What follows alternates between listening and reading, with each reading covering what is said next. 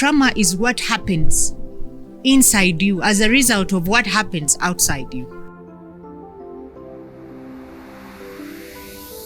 Maybe they can say you're not good enough, you're not beautiful enough, you don't have attachment needs, society and its standards and culture.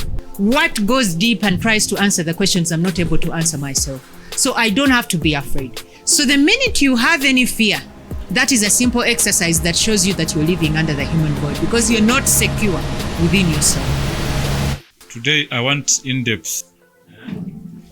How did the human being come to have a human void? We have always known that when a human being is within the environment, they are programmed by that environment into which they are. Now we have to understand, how did the human being come into being? A human being just appeared from nowhere, really, 200,000 years ago on the planet Earth. This human being who appeared, in as much as had DNA of previous ancestry, did not have so much, like you can say there was a family, grandmother, mother. There wasn't a family system that was with this human being. And as the human being landed onto the plane of the earth, we have to recognize that if you're taken from, let us say, from Uganda and you're taken to Saudi Arabia in a desert, you're a human being. Think about your psychology if they've taken you to this place. The first thing is you're going to be afraid. One, you realize I have this person next to me, but we are not of the same sex. This person is maybe a man and I'm a woman, and we are planted in this desert. The first thing you think about is you are afraid. Anything that comes in, you automatically into this mind that is coming to attack you. So the first thing that comes to mind is security. How do I do this? How do I do that? Really is a lot about exploration, experimentation, but it's a look on the outside. It is not a look on the inside. You're not sitting in one place and saying, now I have this. Let me wake up in the morning and then I do this. My life is programmed in a particular way. No. You have to explore what is within the environment into which you are. So what happens is that you have this fear and insecurity because you are in unfamiliar territory. You are even just trying to find out, who am I? You know, maybe you're even just trying to say, this is how I look when I look at the shadow of water. This is how I look. So there is the fear, inherent fear and insecurity in a human being, out of the fact that the modern anatomic human being just appeared, really, had really nowhere to come from, just appeared, had faculties which were not the same as those of the previous ancestors who had come before. Like, you know, there are, like I said, there are four types of ancestry when we look at, before we look at the modern anatomic human being.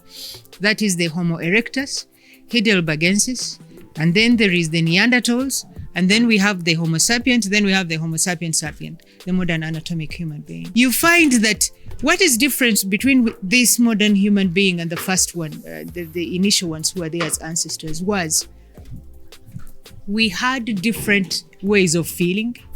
We had new skills like communication that our ancestors did not have. And we even had to learn how to talk to each other, there was a lot of focusing on the outside, being mesmerized by what is on the outside before we could think about what is on the inside. So as a result of that, we have an inherent human void. Before you even talk about the human void, is we don't begin with who am I. We begin with where I am, what am I doing, and what must I do in order to survive every day. So living became a mode of survival. Acquiring the skills and knowing this insect bites, this one doesn't bite. The learning had to be outward more than inward. But it was thought that after some stability had been put in place, maybe a human being could actually go back within themselves and begin to think, who am I? And think about all those kinds of things. It wasn't possible because the more complex society got, the more learning on the outward was required. And that is what meant that a human being in his own way had an inherent void before they go into families and society. All those are survival mechanisms. You stay together, you form a village or a community in order to fend for one another. You do this in order to make maybe walking easier. So life became an outward thing, not an inward thing. So it is more of environmental than inside the person himself. It so was you more or learn less- everything outside and you don't learn from inside. So you learn everything outside, which has really nothing to do with who you are. Because you have to remember that a human being coming into existence had one thing. We have mysteries within our body. And one of these is DNA, like I said earlier. Our DNA is about now 13.7 billion years old.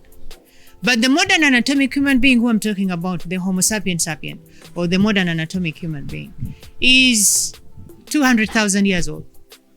So you have information within your DNA, which is 13.7, almost as old as the universe itself. So before you could even be, you are as a knowing. 200,000 years ago, that knowing got embodied within the body. When you come into an environment, you begin to be a person who is about learning and not about knowing. Because now the knowing of who you are, you're not aware. Now you are taking in and making your entire life not about what you were before you were in a human body, but you're thinking about what you are as according to the environment and what you need to survive for as long as you need to survive. And this becomes the system that we live in. It's from this that we make matrix forms, which are survival mechanisms of the human void. You make the economics. How do you deal with one another? Maybe we are going to use a financial system away from an economic system. Then you go ahead. How do we define how we conduct our affairs and resources? That takes up what a human being is supposed to be. But after you've done all that, then you start thinking, what more is there? Is life all about simply existing, or is it all about experiencing life in this body form? So this is how the human void in every human being comes about. We have it. We have already in this time mastered, in the modern times, mastered that there are people who have trauma. There are people who get, almost everybody comes from a dysfunctional family to a degree, to an extent. We have known a lot of work, like you mentioned. A lot of work has been put in to find out what trauma is and its effect on human beings. I think a lot has not been done. Trauma is more on the outside. A lot has not been done to find out about void. Human void is something totally new that we need to understand. What is the difference between trauma and human void? I'm going to use the definition of Dr. Gabor Mate. He said trauma is what happens inside you as a result of what happens outside you. And what happens inside you as a result of what happens outside you comes as a result of interpersonal relationships, society and its standards and culture. You know, whatever it dictates is what happens on the outside. You can say, maybe they can say you're not good enough, you're not beautiful enough, you don't have attachment needs, you know, basing on how your parents could have raised you. That causes you to feel a certain way on the inside. Whereas the human void, we are looking more at more or less like a culture shock of being a human being in a world that you've never been in before, in simple terms. Do you get when I try to classify it like that? So the culture shock has more to deal with authenticity. Who am I? What am I doing here? And what is the meaning behind the events that happen to me in my life? For as long as you can understand why certain things happen to you in life, why certain events happen in your life would be less delusion. You'd be less disillusioned, because you would be able to understand why certain things are happening to you. You'd be able to understand how to look at things which seem a bit difficult. You'd be able to look at life as a way of living meaningfully. Because with the human void, the minute you do not understand why something is happening to you, you are going to say life is meaningless, because you cannot understand why something is happening. You cannot understand what is the purpose of living. Are we just like goats? You're born today and you just exist until God decides, and then you die and pass off.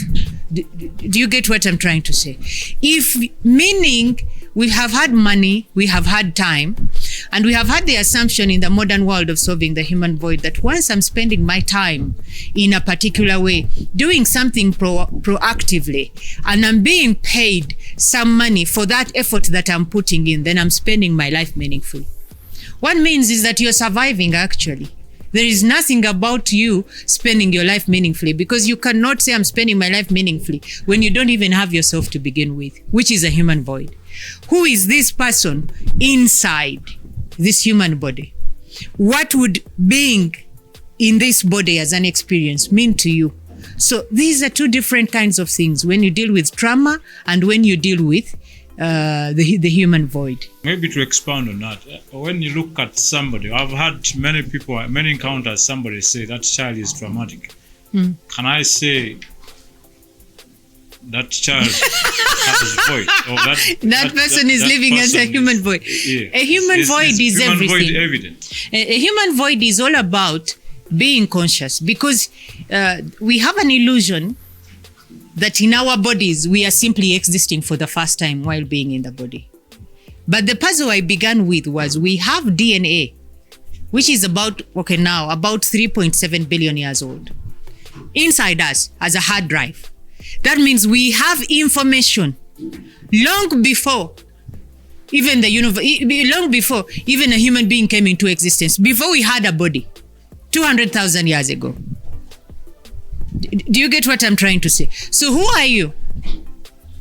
If I'm to ask that question, you are what you were before you came into this body. You are that knows everything about the whole world before it ever was. So taking us to the subconscious mind. I'm taking you to the subconscious mind. The subconscious mind, remember, is about 90%. The conscious mind, okay, some people say 98%, like Dr. Bruce Lipton says it's 98%, and only 2% is conscious. Whereas the others say it is 10% to 90%. Whatever the case, the subconscious knows a lot more than the physical consciousness. So we are talking that you are actually consciousness. But in this process, as you get onto the 20%, which shows you eat, brush, get used to your environment, which is 20%, and you spend your entire life focusing on the 20%. It's not who you are. You are a form of consciousness. And funny enough, Dr. Pat with Resuscitation, NYU, in US, found that when someone has passed on, they actually would, when they come back to the body, or when they say now the person has all the vital signals, they would be able to narrate and say, I saw this, you were doing this, but I was out of my body and I was seeing people crying and I saw my body and I did not understand. So now we are able to say that what is inside a human being, who a human being is a form of consciousness. But this consciousness does not know what it is. So you need to use the 20%.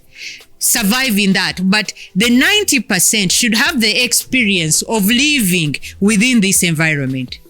Otherwise, the 90% will remain dormant because the person is preoccupied with the 20%, or with the 10%, which is the conscious, the small brain, which we use, awareness, which we use it to navigate our everyday life.